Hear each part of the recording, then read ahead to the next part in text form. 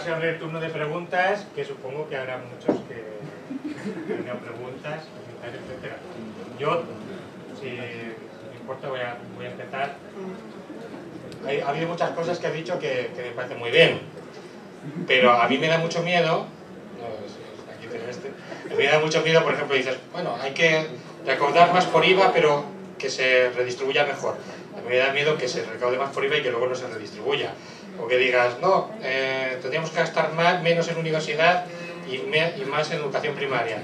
Pero a mí lo que me da miedo es que se suba de esto a la universidad y no se invierta en educación primaria, ¿no? No sé qué opinas tú al respecto. O sea, Suecia me parece un modelo muy bien a seguir.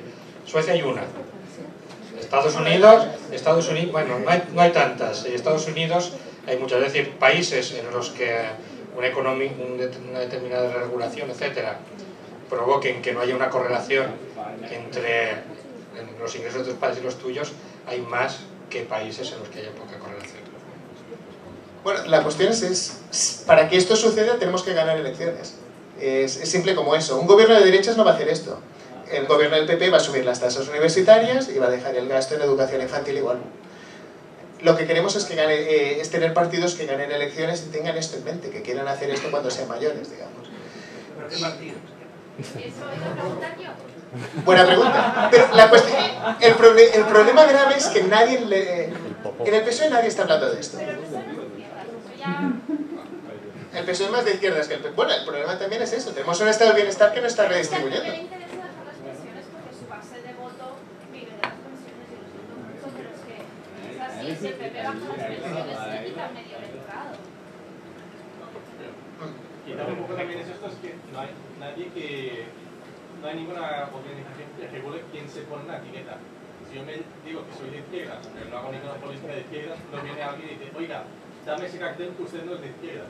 Para eso están cuando de izquierdas, neoliberales, todo el mundo se pone la etiqueta la que le plazca. Pero nadie de izquierda, oiga, no, el listado es este y usted no lo cumple. Quítase eso. Sí, pero la cuestión principal es que básicamente a los partidos, y en especial al PSOE, en España nos los hemos tomado a broma. Y realmente, no, es una cosa que ha sucedido desde hace muchísimo tiempo. En España no hay un partido de izquierdas, ¿de acuerdo? ¿Y quién está en un partido aquí? Igual. Dos. No, igual, en serio. El partido pirata. Vale, Bueno, opción, recuerda en la otra parte. Es democracia directa. Sí, pero recuerda la otra parte, gobernar. Exacto. Sí, ¿por qué? Hola. A ver, la cuestión es, ¿por qué estáis en el partido pirata? Porque creo en la democracia directa y en la transparencia, sobre todo el punto de la transparencia, que es lo que creo que en España falta. No tenemos control de dónde se gasta el dinero, no tenemos control de presupuestos, no tenemos control de cargos a dedo. Se puede hacer cualquier cosa y no hay consecuencias. Esa es la que a mí más me... Y asumo que tu objetivo es cambiar eso. Sí, sobre Vale. todo lo del punto de la transparencia. ¿Cuál es las encuestas? ¿Cuántos diputados os dan para...? No, obviamente. Entonces, Pero en algún momento hay que empezar, ¿no? sí, pero tienes dos opciones cuando decides entrar... Bueno, tienes varias, pero si decides entrar en un partido tienes dos. O entras en uno en el cual, por cierto, soy Jorge Galindo, soy de Politicon y escribo con Roger. Entonces, tienes básicamente dos opciones. O decides entrar en un partido que cumple el 100% tus ideales, porque casi lo has formado tú. No exactamente, eso es un poquito obsoleto. ¿Obsoleto en qué sentido? En el sentido de que si tú coges un partido, tienes que decir, cojo el menos malo, el que tiene cosas que no me gustan, pero en un 70% estoy de acuerdo. Sí, pero la cuestión es... Claro. La cuestión es, el Partido Socialdemócrata sueco no es perfecto. Tampoco lo es el Partido Socialdemócrata alemán, el Partido Socialdemócrata danés, no hay partidos perfectos. Perfección los unicornios, y de eso sabemos que no hay demasiados. La cuestión es, si queremos que las cosas cambien, necesitamos ganar. Y para ganar necesitas ganar elecciones. ¿Cómo van a ser un país donde el partidismo está tan instalado? Perdona. ¿Sabes cuántos militantes tiene el PSC en la ciudad de Barcelona? Perdona. Dime un número. Barcelona ciudad. 10.000. Menos. Baja mucho. Barcelona ciudad. 6.000. Menos. ¿Menos? Sí. No llega a 2.000. Tiene como 1.400 y algo. Es muy fácil conquistar un partido. En serio, ¿quieres cambiar el PSC? Son 6. Pero si en Piratas somos 1000. En Cataluña. Ya. Exacto. Joder, meteros todos en el PSC, el partido lo tenéis. Es que es una de esas... Es que es así. Es que es una de esas cosas que la gente no se da cuenta. Los partidos políticos en España son Pero minúsculos. también son muy trepas. Coño, claro, porque es que no hay nadie más. Pero es que ¿quién suben los mediocres. Correcto. Claro, porque ¿quién hay en los Claro, pero partidos? eso es muy fácil, porque ellos han construido unas organizaciones juveniles en las cuales los tienen para reproducir Tengo un amigo exactamente en los nuevas mismos vicios generaciones que que ellos salió de tienen. las- Entonces la cuestión es, si tú desde fuera lo sabes, asáltalo, tómalo al asalto, tú Pero eso puedes. tiene que Es Pablo ser Simón y este un político. grupo. Hola. A ver, Pero es verdad. No, pero la cuestión es... Mira, yo en- conozco a gente que sabe organizaciones juveniles de este tipo. Y yo se lo digo, lo digo continuamente. No hace falta. Grita mucho. Claro, se lo digo porque si continuamente. no, no queda grabado. Vale. Sí, porque he quitado... Se lo digo. No, puedes sentarte, puedes sentarte. Sí, claro. O sea, se lo digo continuamente. A vosotros os han engañado. Porque tenéis a los enormes elefantes que están controlando el partido, que son exactamente los mismos, que de verdad tienen incentivos, porque ellos viven de eso, porque tienen un cohorte de gente que está en el pesebre público. Y luego hay un montón de outsiders que os tienen ahí entretenidos, que sois el sector juvenil, que os tienen ahí para que reproduzcáis exactamente los mismos defectos que ellos. Entonces, yo, por decreto, disolvería las asociaciones juveniles de los partidos y los tomaría al asalto, porque eso les da miedo. Porque les da miedo que tú llegues y lo tomes ahí y empieces a hacer las cosas como de verdad tienen que ser, que es proteger a los outsiders. Pero si los que estamos aquí compartimos la misma casuística. pues ¿dónde organizamos el ataque? Bueno, hay muchas formas de atacar. Quiero decir, nosotros estamos colocando un mensaje. Claro. Esa es nuestra forma de atacar. Así de claro. Y bueno, no podemos decir en público, pero militamos casi todos. Porque no lo podéis. Bueno, porque somos imparciales, pero vale. No, pero se entiende. Se nota. Pero estamos confrontando ideas, partidos, porque es que me estoy perdiendo un poco. Es decir, No, pero ¿el son las objetivo dos qué es? ¿Que esta chica esté en el partido pirata o que tenga unas ideas que sean correctas o no? No, ¿Cómo eso que sí, correctas? no ¿Quién te hay dice que es ideas correcto o no? correctas. No No hay hay ideas ideas correctas, hay ideas ¿No? útiles. El objetivo es colocar. Hay ideas que funcionan o no funcionan. Entonces, Sí. ¿cómo salimos de esta crisis? ¿Con qué ideas? Porque aún no he entendido. ¿Con un modelo de Suecia? ¿Queremos llevar un modelo de Suecia a un país con 9 millones de habitantes? Aquí España, que tenemos Lazarillo de Tormes como ídolo. ¿Cómo lo hacemos esto? Esto es lo que quisiera saber.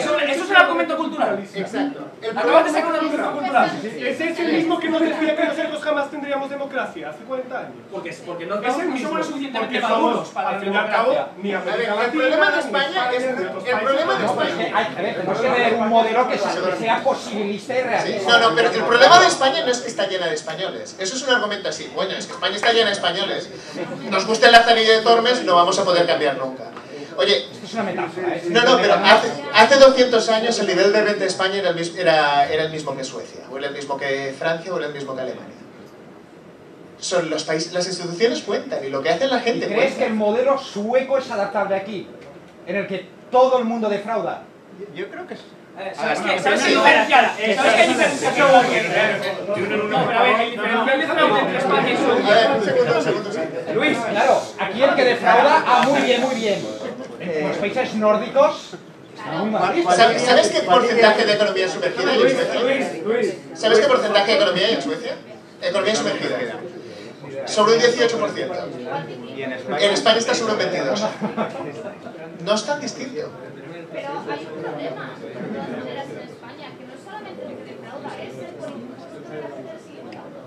Bueno, pero... Es un argumento que se exige. Es decir, tú le dices a alguien que es idiota y cada vez se convertirá más idiota. Le dices a alguien que defraudar está bien, seguirán defraudando. Pero es que a la vez la gente sigue votando a gente que está siendo corrupta. Es que podemos decir misa, pero ¿a se van a contratar ahora como consejero por 6.000 euros al mes en los hospitales de Valencia? Es que es ridículo. Sobre Valencia creo que le puede dejar hablar a Jorge, que es... Yo tengo una teoría que es un poco rara. Bastante pero rara. déjame contestar. De eso hay dos... esa pregunta tiene dos partes. La primera es, la corrupción es algo endógeno, ¿eh? O sea, la corrupción... hay mecanismos para minimizar la corrupción. Sabemos que hay países más corruptos, sabemos que hay países menos corruptos, Sabemos cómo conseguir que baje la corrupción, hay muchísimos mecanismos, en España no los implementamos. ¿Por qué? No es solo judicial. Por ejemplo, una de las cosas que afecta más a nivel de corrupción es cuántos cargos de designación política. Ya, lo sé. Exacto. España tiene una cantidad de cargos de designación política descomunal. ¿Por qué tenemos tantos? Bueno, parte por lo que decíamos, los partidos son una fila de trepas, están todos colocados y nadie hace nada por hacerlo. ¿Pero cómo cambias eso? Bueno, pues ¿Y el metiéndote en un partido funcionariado para no forma cambiarlo. parte de esto Ya, también? pero yo no me ¿El funcionariado no forma parte de esto también? Pero la función pública en España, por cierto, no es especialmente incompetente. No, A nivel nadie ha comparado. dicho esto, nadie ha dicho esto, pero no es una prebenda en muchos casos. Los funcionarios tienen que ser difíciles de despedir, porque no queremos que un político despida a toda la administración cada vez que gana elecciones. Ya, eso sí. No sé, lees las novelas de Lladós, lees Fortunata y Jacinta, o esas novelas, y hay los cesantes, que eran gente que eran funcionarios cuando mandaban los liberales, cuando mandaban los conservadores. No queremos que el funcionariado sea así. Otra cosa es que sean imposibles de despedir. Que en algunas ocasiones en España a veces parece eso. Pero vamos, España, la función pública, hombre, digamos que no tiene demasiada imaginación y son demasiado legalistas en cosas y tal, pero no es uno de los problemas del país, es bastante barato. Otro tema, me has dicho que la gráfica más importante de toda la conferencia era la de que los contratos fijos no eran despedidos y los demás sí. ¿Por qué esto? Porque es lo que hace que el estado de bienestar en España no funcione. El estado de bienestar en España distribuye tan poco. Para recibir servicios públicos de estado de bienestar en España tienes que haber cotizado. Si no has tenido un contrato fijo, si no tienes un contrato fijo, cotizas muy poco. Sí, pero mi pregunta es, ¿por qué no despiden a los fijos y sí los otros? Porque es carísimo. El coste del despido, porque a un temporal no renuevas y ya está. Porque es carísimo. Por eso. En España hay dos mercados laborales. Hay uno que es hiper rígido y es casi imposible que te despidan, es muy caro despedirte, y hay uno que es muy flexible. ¿No tendríamos que cambiar todos los sindicatos y tú lo que decías de proteger al trabajador y no el puesto de trabajo? Sí. Pero eso es, cambiar la reforma laboral que han aprobado no cambia nada. A mí me gustaría proponer... Vale. Por cambiar un poco y salir de debatir opiniones, pasar más a debatir un poco datos, que creo que es el objetivo principal de esta charla, o pasarnos algo más sobre el objetivo. Me ha gustado mucho el hecho de que se hayan añadido tantos datos. La interpretación de los mismos no la comparto necesariamente. Por ejemplo, en el caso de la educación, has comentado como el hecho de la necesidad, sacando los datos del orfanato, de la necesidad de invertir en educación muy primaria. Una educación tan primaria que de hecho ni siquiera es obligatoria, ni siquiera el estudio dice nada al respecto. Y comparando con otros países, tal vez, aunque no directamente, como pueden ser países nórdicos, donde aún la educación es más tardía. Entonces, un segundo. Y después hay un salto muy importante desde los 4 años hasta la época universitaria, que es la adolescencia. Ahí el Estado sí que debería de invertir. En lo primero es prácticamente imposible, a no ser que los niños se les quiten de las manos a la gente y se eduquen por el Estado, cosa que tampoco me parece mal.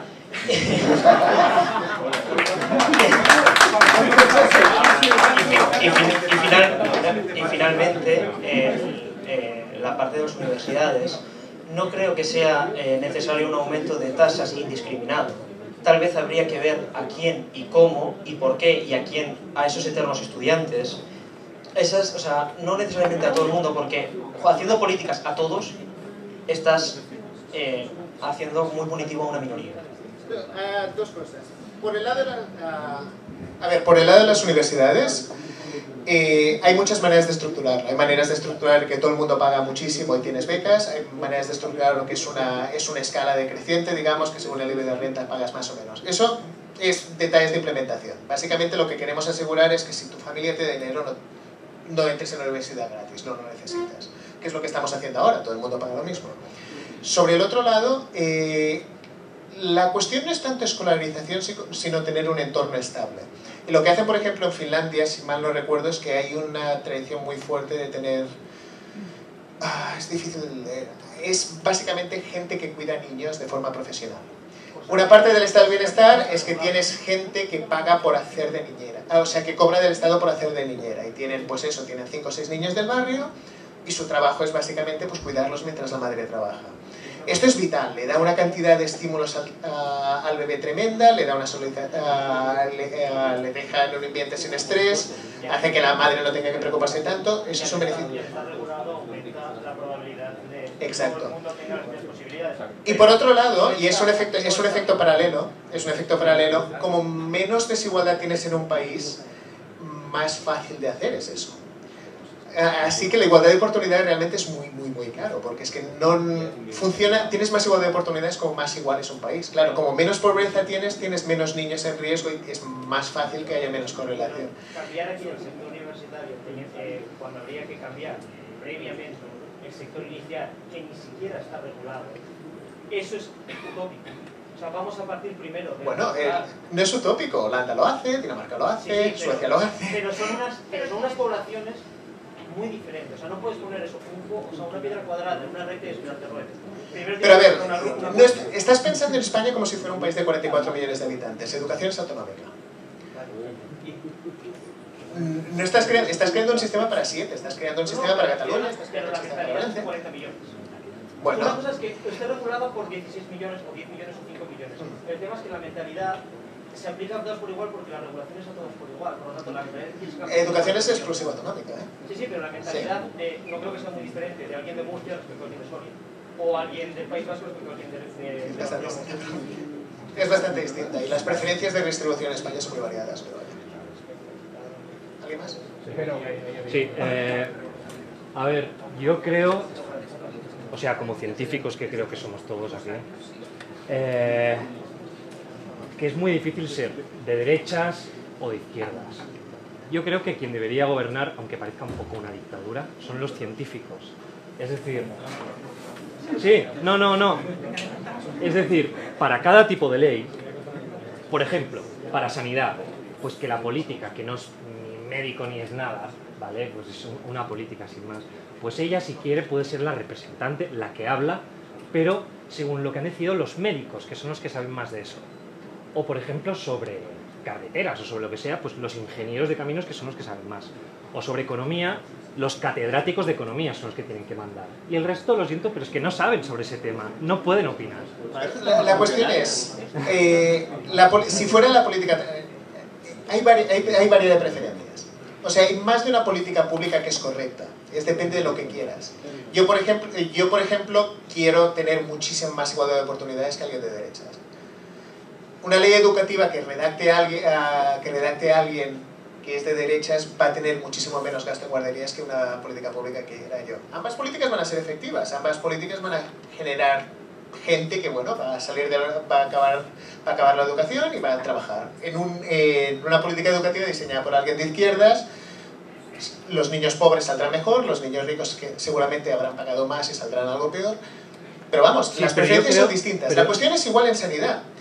Hay gente, para mí, por ejemplo, la invalidez es un problema grave y queremos proteger a la gente de eso y queremos que la familia esté protegida. Quiero que haya una ley de dependencia. Alguien de derechas va a creer que eso no es necesario.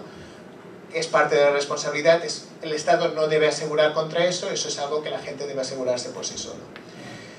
No hay una solución técnica ideal para nada, hay una variedad de resultados, una variedad de cosas, esa es la gracia. No es algo que la que estamos del todo de acuerdo. No, pero esa es la gracia, porque entonces ese gobierno científico, entre comillas, podría ir cambiando de opiniones sobre la marcha, irse volviendo en algunos momentos de izquierdas, en otros de derechas, y ser como una especie como pero la cuestión es que eso es lo que hacemos, lo votamos. Y votamos representantes, Los políticos no redactan las leyes, ¿eh? No sé. Aviso, o sea, los políticos no redactan nada. Un ministro de Sanidad no redacta una línea de una ley de sanidad. Para eso tenemos funcionarios profesionales que están allí, son los que saben, normalmente son médicos, normalmente son técnicos, son abogados y son ellos los que redactan la ley. Pero la decisión sobre qué grado de redistribución queremos o qué grado de seguro público queremos o cuánto privilegio queremos proteger o cuántos imprevistos queremos proteger, eso es una decisión política, es una decisión que deben tomar los ciudadanos y eso es política. Vamos, si estuviéramos de acuerdo en eso, si todo el mundo estuviera de acuerdo en eso no haría falta votar, podríamos tener un ordenador haciéndolo. Una consulta. Estaría mal. Estamos hablando ahora de repartir, pero es que lo que estamos repartiendo es la miseria. ¿Cómo generamos para después poder repartir? A ver, parte del problema de España además y es un problema serio, es que todas estas cosas, todas estas regulaciones, horarios comerciales, por ejemplo, mercado laboral, esta obsesión con tener pymes, todas estas cosas son incentivos regulativos que hacen que la economía crezca menos. Es muy difícil, por ejemplo, ver qué efecto tiene el hecho que no puedas abrir dos farmacias una al lado de la otra y que compitan en precio. Esto debe tener, sobre el PIB tiene un efecto minúsculo, pero en cambio, en agregado con todas estas leyes estúpidas que hacemos, un mercado laboral que favorece a las empresas, que impide que las empresas crezcan, un sistema regulatorio que impide que la gente pueda trabajar en domingos, todas estas pequeñas añadidos hacen que sea muchísimo más difícil crecer. Generar crecimiento es complicado, no es algo que sea trivial, es muy difícil hacerlo cuando realmente no tenemos dinero, pero vamos, tenemos que plantearnos no solo eso, tenemos que plantearnos qué hacemos con el crecimiento. Sí, pero primero tenemos que tenerlo. Y también hablabas de políticas de izquierda y de derecha como si fueran cosas estancas, pero lo de liberalizar los horarios comerciales es una política de derecha. No, es de izquierdas. Suecia ha gobernado los socialdemócratas 70 años. La línea entre izquierdas y derechas a veces es un poco difusa, ¿eh? Y hay cosas que funcionan en según qué circunstancias y otras que no. La cuestión es, lo que digo es, un político de izquierdas debe luchar contra los privilegios y debe luchar contra las regulaciones que protegen contra cosas estúpidas. Los horarios comerciales es una regulación estúpida, estás prohibiendo a gente trabajar en domingo. ¿Por qué? No estás aportando absolutamente nada, es solo protegiendo a la gente que quiere trabajar en un domingo. La dicotomía izquierdas-derechas cada vez es un poco más difusa, ¿eh? Y antes habéis hecho el símil entre el fútbol, y no tiene nada que ver el fútbol con la política. El fútbol naces con unos colores y es irracional. Por cierto, hablando de privilegios y fútbol, una industria que es muy privilegiada en España, que está muy subvencionada, los equipos de fútbol, que no pagan impuestos. Realmente es una de esas industrias que estamos protegiendo, son industrias que no están pagando impuestos y son industrias que realmente nos cuestan un montón de dinero. Y no se queja nadie. Y no se queja nadie. Bueno, sí se queja, pero no tiene ningún efecto. No, lo que comentabas antes de las liberalizaciones del mercado, hay un punto que en España no sé hasta qué punto la liberalización del mercado es efectiva para liberar el mercado. Telefónica, todas estas empresas que se han privatizado y que en teoría eran... Telefónica es un mal ejemplo. Antes de que Telefónica se privatizara, ¿sabes cuánto tardaban en traerte una línea cuando lo contratabas? Sobre 3 meses. Sí, no, y una línea de teléfono fijo. Sí, una línea de teléfono fijo. No había tarifas planas, evidentemente. La de Telefónica fue chapucera, pero justamente es una de esas que ha funcionado bien. A ver, siempre considero que hay un beneficio del hecho de privatizar, sobre todo un monopolio tan grande para que los empresas puedan participar, pero es que en España también ha habido tanto control en ese sentido para crear monopolios que cuando ha habido una privatización el problema es que no se hace bien, es que se hace y se crea un mini monopolio que está ahí controlando el mercado y yo creo que una liberalización en España, sí, me da miedo que la haga. Es que hay liberalizaciones de izquierdas y hay liberalizaciones de derechas. Ya, pero las liberalizaciones en España la han hecho los de derecha. La de Telefónica fue del PSOE. La liberalización de telecomunicaciones es una ley del PSOE. Las liberalizaciones, por ejemplo, de las eléctricas, que fueron una chapuza gigantesca, son del PP. No, hay maneras de liberalizar. Se puede liberalizar creando un oligopolio, se puede liberalizar abriendo la competencia en serio. La del transporte aéreo fue estupenda, porque vino de la Comisión, por ejemplo. A ver si me puedo explicar. Sobre el tema de la liberación de horarios comerciales, o iniciales, como también, yo no veo claramente la ventaja de cara al trabajador, porque si el mercado es el que hay, los productos que se venden son X, abras más horas o menos, se van a seguir vendiendo los mismos productos. No, porque pero no que la es gente le gusta comprar consumir. un vaso de leche en domingo que comprarlo en sábado. Es un servicio que tú estás comprando y es distinto. Pero entonces, por ejemplo, ahí choca el tema de la vida personal de los trabajadores, que cómo conjugas el poder, si tienes hijos, si tienes gente a tu cargo, y te ves obligado a coger un trabajo en sábados, festivos, domingos, y te ves obligado a coger el trabajo porque no hay otro. ¿Es mejor estar parado o estar trabajando un domingo? ¿Y qué haces si tienes un hijo? ¿Qué haces con él? Claro, pues que el Pero, Estado no es capaz. ¿prefieres trabajar el domingo jugando o al prefieres videojuego? estar parado? Hombre, claro, La cuestión es esta. es esta. Claro, la cuestión es esta. Y también puede ser... ¿Quieres cobrar la mitad de sueldo que te echen a la calle, por ejemplo? Sí, no, y puede ser que en Valdeburrillos una empresa no quiera abrir el domingo, porque una tienda no quiere abrir el domingo porque todo el mundo va a misa y nadie quiere ir a comprar el domingo. No es problema. Lo que no queremos que suceda es prohibir que una tienda en el centro de Barcelona abra el domingo. Sí, pero cuando está petada de turistas. Yo puedo ser estudiante, puedo ser estudiante y quiero un trabajo el domingo. O sea, yo soy estudiante y quiero un trabajo el domingo. Sí, claro, un inmigrante. Es que habrá gente que tendrá 40 años, la habrán echado de su empresa y no tendrá otra cosa. Sí, pero los pequeños comercios cierran, y todo centros comerciales, según esta teoría. Que los pequeños comercios no pueden mantener esto y tendremos solo centros comerciales. ¿Has estado por Inglaterra? No son tan pequeños, esos centros. ¿O Suecia o alguno de los países con horarios liberalizados? Hay pequeño comercio. No, en absoluto. Tienen un centro y el resto es periferia. No tiene nada que ver la política de barrios de aquí, que todo barrio tiene sus comercios y tú en Barcelona, en cualquier sitio bajas y tienes el comercio, que en Inglaterra que tienes que ir al centro, sí o sí. Por lo que no es un buen ejemplo y es una política de derechas. Perdona, yo no lo veo así. De hecho, en Cataluña es legal abrir un... Si tienes un comercio menor de 120 metros cuadrados, es legal abrirlo cuando tú quieras.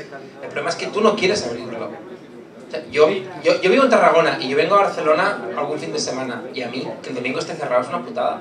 Porque yo estoy totalmente de acuerdo en que tiene que estar abierto, pero que tiene unas consecuencias que no las estamos comentando aquí. ¿Pero cuáles son las consecuencias? Las consecuencias que el pequeño comercio cierra. Pues que se espabile. No, pero el pequeño comercio cierra porque quiere cerrar. Claro, que se espabile, De acuerdo, entonces... Pues estoy de acuerdo, liberalicemos el mercado laboral, entonces, porque el que no tiene trabajo es porque no quiere trabajar. Es porque no quiere trabajar. No tiene nada que ver. No tiene nada que ver. ¿Qué tiene que ver? Está ligado. O todos moros o todos cristianos. ¿Recuerdas lo de las pymes, además? El pequeño comercio es el ejemplo clásico de pyme sobreprotegida. Un pequeño comercio, un comado, es mucho menos eficiente que un mercado. La pyme es sobreprotegida, entonces el trabajador también está sobreprotegido. Pero no queremos proteger la empresa, queremos proteger al trabajador. No. Si un trabajador está en una empresa que produce poco, va a cobrar poco. Las pymes son menos productivas, aquí y en todas partes. Si tenemos a la mayoría de trabajadores en pymes, estás protegiendo trabajos en empresas poco productivas y que pueden pagar poco. Un momento, por favor. Que no se desmande. Una cosa, podemos pensar en esto como un pack. Es decir, obviamente, si lo que haces es liberalizar simplemente los horarios comerciales, pero no acabas con la dualidad del mercado de trabajo, y tampoco pones un sistema de guarderías que también trabajen domingo, que me da igual que sea un sistema tipo Finlandia, o que sea un sistema de otro tipo, en el cual tienes algo de lunes a viernes, pero algo que efectivamente acabe con la dualidad y con el problema de las mujeres incorporándose, etcétera, etcétera, pues obviamente tienes un problema, pero estamos hablando de un paquete. Vale, pero este paquete, ¿cómo llegamos a este paquete de golpe? Pues empezando por aquí. Por lo menos discutiendo, de principio. Vale, una pregunta más y ya cerramos el tema. Te diría a ti, Yoga, pero si hay alguien más... el tema sobre... Está claro que los datos de productividad son irrefutables respecto al tamaño de la empresa. Pero una pregunta sobre desconocimiento. Siempre el mito del norte italiano sobre la multitud de clases de pequeñas pymes que hasta los 90 eran bastante productivas y llevaban al país hace 8, no son un buen ejemplo sobre pymes. Y luego el tema de Estados Unidos, grandes corporaciones que deben ser muy productivas, pero que acumulan tantísimo poder que el poder de influencia sobre el gobierno hace que a la larga se acaben protegiendo en base a meter a los gobernantes que les interesan. Sobre el segundo, Alemania o Suecia tienen una cantidad enorme de empresas grandes y realmente no hay captura de la gran empresa en el poder político. Estados Unidos es un ejemplo muy extraño porque tiene un sistema de financiación electoral completamente surrealista y realmente eso existe, hay un riesgo de captura, pero puedes evitarlo. Suecia, Noruega, Finlandia, esta clase de países la evitan. Sobre las pymes en el norte de Italia me parece que Luis podría hablar mejor de ello. No, lo primero que me ha venido a... Si quieres hablar, hablas Te podría dar una respuesta, pero es más la camiseta de Luis, por favor. No, y yo la primera frase que me ha venido a la cabeza es una cosa que leí el otro día, de que no es lo mismo una pyme que una startup, ¿no? Es decir, no es lo mismo tener una empresa... Bueno, medido por la definición estándar de pyme, que es una empresa con menos de 150 trabajadores, pues sí, en principio es lo mismo, pero no es lo mismo tener una empresa familiar, que es un sitio donde funciona de forma tradicional, con tecnologías atrasadas y en unas determinadas condiciones, que una empresa pues, que en teoría es muy innovadora y que es lo que se viene siendo una startup, ¿no? No es lo mismo tener un entorno muy protegido con regulaciones absurdas que tener Silicon Valley. Y también los datos de productividad de Italia son bastante aterradores, pero por ejemplo, en el Vallès tenemos, y se han fomentado clases desde el packaging a un clase de electrónica y funciona, y el packaging, que lo conozco más, funciona súper bien y son de empresas de menos de 50 100 trabajadores. Pero también son empresas que están consiguiendo economías de escala y esta clase de cosas. Exacto. Pero también, el tejido industrial, y Alemania también funciona mucho, que tienen estas empresas de tamaño mediano que trabajan muy asociadas, pero el truco en Italia, digamos, es que también tienen estos grandes conglomerados que subcontratan mucho. El tejido empresarial es una cosa complicada y de organización de empresa, la verdad, no sé demasiado, pero la cuestión en Italia, en muchas de estas microempresas, es que están muy asociadas a empresas grandes. Y trabajan muy en clúster, trabajan muy en agregado, hay unas economías de escala muy fuertes porque son unas redes muy cerradas. Pero de hecho el modelo económico italiano, la productividad italiana ha tenido unos problemas gravísimos en los últimos años.